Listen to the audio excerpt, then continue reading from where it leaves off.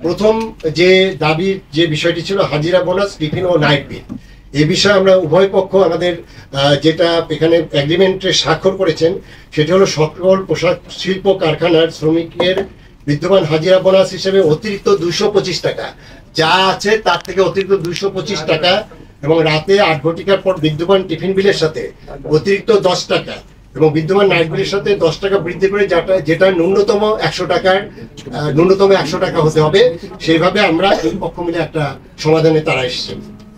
নিম্নতম মজুরি বাস্তবায়ন, সেটি হলো যে অক্টোবর 2024 মাসের মধ্যে সকল কারখানায় সরকার ঘোষিত নিম্নতম মজুরি বাস্তবায়ন করতে হবে। এই বিষয়টা হলো 2023-এর ডিসেম্বরে 12,500 টাকা যে নিম্নতম মজুরি ধার্য করা হয়েছিল, এখনো হয়তো 1% বা 2% ইন্ডাস্ট্রি এটা এখনো কার্যকর করতে পারেনি। বিজিএমএ এখানে দায়িত্ব নিয়েছে, তারা এই আগামী অবিলম্বে এটি কার্যকর করবে, 10ই অক্টোবরের মধ্যে এটি কার্যকর করবে। রেশনিং ব্যবস্থা, এটি একটা খুব অনেক দিনের দাবি ছিল, সে বিষয়ে আপাতত শ্রমঘন এলাকায় টিসিবির মাধ্যমে সাশ্রয়ী মূল্যে নিত্য প্রয়োজনীয় পণ্য সরবরাহ করা হবে। এছাড়াও আমি আজকেও খাদ্য সচিব মহোদয়ের সাথে কথা বলেছি, খাদ্য মন্ত্রণালয়ের খাদ্য বান্ধব কর্মসূচিকে শ্রমঘন এলাকায় সম্প্রসারিত করা হবে। শ্রমিকদের জন্য স্থায়ী রেশনের ব্যবস্থার জন্য সরকার সংশ্লিষ্টদের নিকট আমরা প্রস্তাব প্রেরণ করব।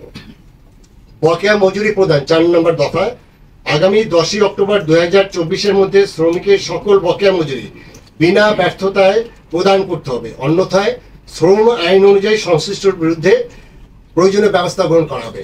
এখানে যেটা আছে যে অনেকগুলো ফ্যাক্টরি তারা 3 মাস 4 মাস ধরে অনেক জায়গায় বকেয়া পড়ে গেছে, শ্রমিকদের বেতন দিতে পারেনি, এবং সেটা হলো আনরেস্টের একটা অন্যতম কারণ হলো যে জায়গায় বকেয়া রয়ে গেছে সেই শ্রমিকরা করছে কি সেখানে সেই শিল্পের সামনে তো অবরোধ করছে, এবং এটি আশেপাশে যেগুলো আমাদের ভালো ইন্ডাস্ট্রি সেখানেও ছড়িয়ে যাচ্ছে। এই জন্য আমরা বলেছি যে এটি আপনার 10ই অক্টোবরের মধ্যে এটি নিশ্চিত করবে এবং সেটি বিজিএমই ব্যবস্থা নেবেন।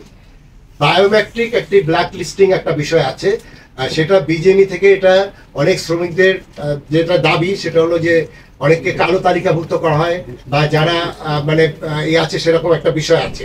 সেই জায়গায় আমরা যেটা ওনাদের দাবি অনুযায়ী আমরা দুই পক্ষে ওনারা এগ্রি হয়েছেন, বিজিএমই কর্তৃক বায়োমেট্রিক ব্ল্যাক লিস্টিং করে শ্রমিকদের হয়রানির বিষয়টি মন্ত্রণালয়ের একটি টেকনিক্যাল টিম পর্যালোচনা করে অক্টোবর 2024-এর মধ্যে প্রতিবেদন প্রদান করবে।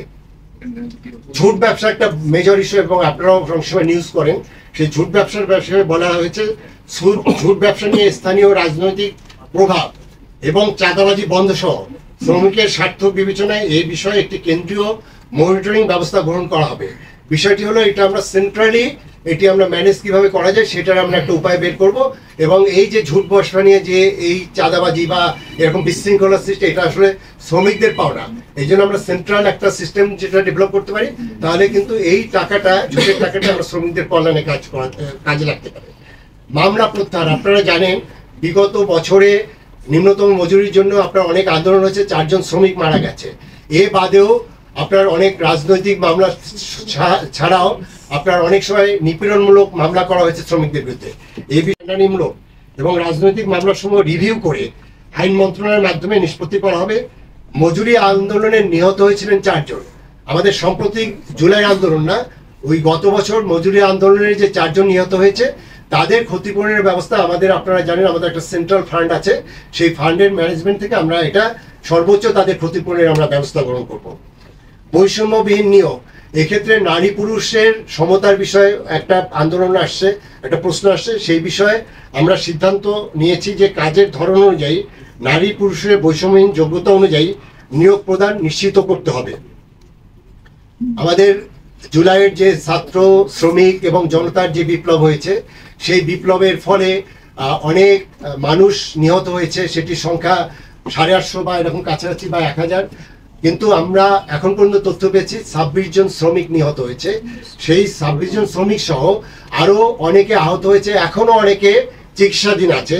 সেই বিষয়ে আমাদের সিদ্ধান্ত হয়েছে জুলাই বিপ্লবে শহীদ এবং আহত শ্রমিকদের ক্ষতিপূরণ ও চিকিৎসা সেবার জন্য শ্রমিক নেতৃবৃন্দ একটি পূর্ণাঙ্গ তালিকা প্রণয়ন করে মন্ত্রণালয়ে দাখিল করবে। প্রাপ্ত তালিকা মাননীয় প্রধান উপদেষ্টার, আপনারা জানেন যে একটি ফান্ড করা হয়েছে, যেটি হলো জুলাই শহীদ স্মৃতি ফাউন্ডেশন নামে একটি ফাউন্ডেশন করা হয়েছে। ইতিমধ্যে সেখানে 100 কোটি টাকার একটা ফান্ড অ্যালোকেশন করা হয়েছে এবং সেখানে আরও ফান্ড আসবে। সেখানে আমরা এটা পাঠাবো এই তালিকায়।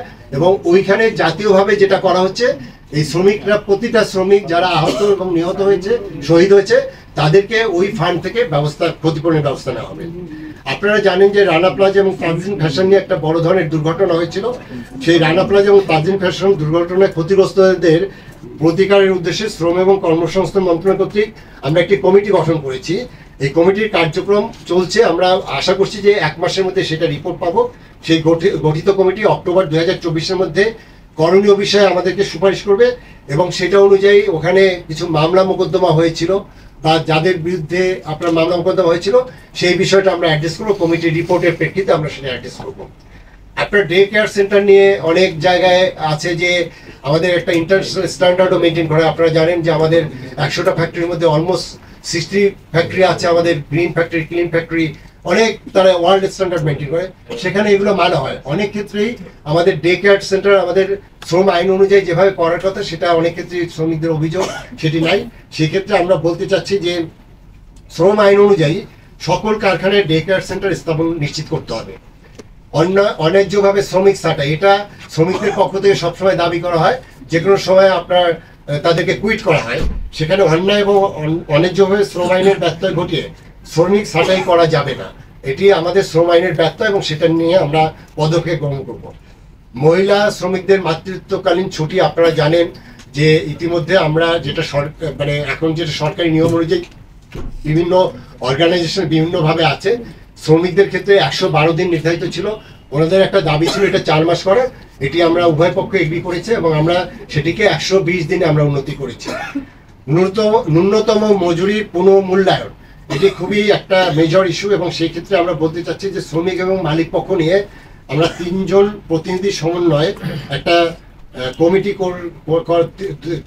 দুই পক্ষের 3 জন প্রতিনিধি, আমাদের এডিশনাল সেক্রেটারি লেবার, তার নেতৃত্বে একটি কমিটি গঠন করা হয়েছে এবং সেই মজুরি যেটা আছে সেটা বিধিবিধান অনুযায়ী 6 মাসের মধ্যে সক্ষমতা পর্যালোচনা করে তারা এই বিষয়ে একটা রিপোর্ট দিবে। সেই রিপোর্টের প্রেক্ষিতে আমরা পরবর্তীতে ব্যবস্থা নেব। শ্রম আইন সংশোধন, এটি একটি লং পেন্ডিং ইস্যু। আপনারা জানেন যে 2006-এর যে শ্রম আইন হয়েছে এবং সেটি 2018-তে অ্যামেন্ডমেন্ট হয়েছে এবং আপনারা জানেন আইএলওর কনভেনশন আমাদের মানতে হয় এবং সেখানে আমাদের রাইটস, মানে আমাদের সংগঠন করার ফ্রিডম থেকে শুরু করে অনেক কথাই বলা হচ্ছে।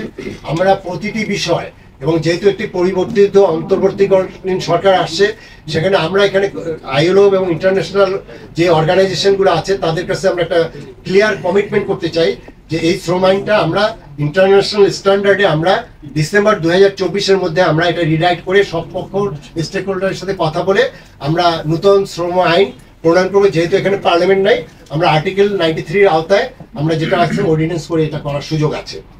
শ্রম সার্ভিস বেনিফিট প্রদান, এটিও একটি বিষয়, যেটা হলো যে এখানে একটা ইস্যু আছে যে 5 বছর চাকরি করলে যদি সে কুইট করে যেতে চায় তখন একটা বেসিকের বিষয় আছে। সেই বিষয়ে আমরা বলতে চাচ্ছি শ্রমিক অধিকার নিশ্চিত করার জন্য বাংলাদেশ শ্রম আইন 2006 সংশোধিত শ্রম আইন অনুযায়ী শ্রমিকের সার্ভিস বেনিফিট প্রদান করা হবে। এই বিষয়ে বাংলাদেশের শ্রম আইনের একটা ধারা আছে 27 ধারায় অন্যান্য প্রয়োজনীয় সংশোধন করা হবে। এখানে একটা সংশোধনের বিষয় আছে, এটা আমরা ওই আইনের সংশোধন করে ফেলবো। আমাদের প্রভিডেন্ট ফান্ড, সেটা নিয়ে অনেক দিন ধরে এটা নিয়ে আমাদের আলোচনা হচ্ছিল এবং অনেকগুলো কোম্পানি কিন্তু কন্ট্রিবিউটরি বেসিসে এই প্রভিডেন্ট ফান্ডটা করে। এটা আসলে শ্রমিকের একটা প্রোটেকশন, এটা একটা সঞ্চয়ের মতো। সেখানে আমরা কন্ট্রিবিউটরি প্রভিডেন্ট ফান্ডের বিষয়ে পর্যালোচনার জন্য কলকারখানা এবং প্রতিষ্ঠান পরিদর্শন অধিদপ্তরের আইজি মহোদয় এখানে আছেন। তাদের মাধ্যমে শ্রমিক এবং মালিক উভয় পক্ষের সাথে আলোচনা করে বাংলাদেশের সাথে সামঞ্জস্যপূর্ণ আর্থসামাজিক প্রেক্ষাপট সম্পন্ন অন্যান্য দেশের উত্তম চর্চার আদলে আমরা এটি একটা প্রভিডেন্ট ফান্ডের আমরা একটা ব্যবস্থা করব। সর্বশেষ যে 18 দফার লাস্ট দফাটা হলো বাৎসরিক ইনক্রিমেন্ট। এটা নিয়ে একটা বড় ডিবেট ছিল। এই বাৎসরিক ইনক্রিমেন্টের যেটা আছে আমাদের শ্রম আইন অনুযায়ী ন্যূনতম মজুরি কাঠামো ডিক্লেয়ার পরে প্রতি বছর আপনার 5% ইনক্রিমেন্ট হয়। সেটার বিষয়ে আমরা বলতে চাচ্ছি ন্যূনতম মজুরি পুনর্নির্ধারণ কমিটি, যেটা আমরা ওই যে নিম্নতম মজুরি পুনর্নির্ধারণ কমিটি যেটা করেছি 14-তে, সেই কমিটি বর্তমান মূল্যস্ফীতি বিবেচনায় করে শ্রম আইনের সাথে সামঞ্জস্য রেখে করণীয় এবং সক্ষমতার বিষয়ে নভেম্বর 2024-এর মধ্যে একটি সুপারিশ প্রণয়ন করবে। এই বিষয়গুলো আমরা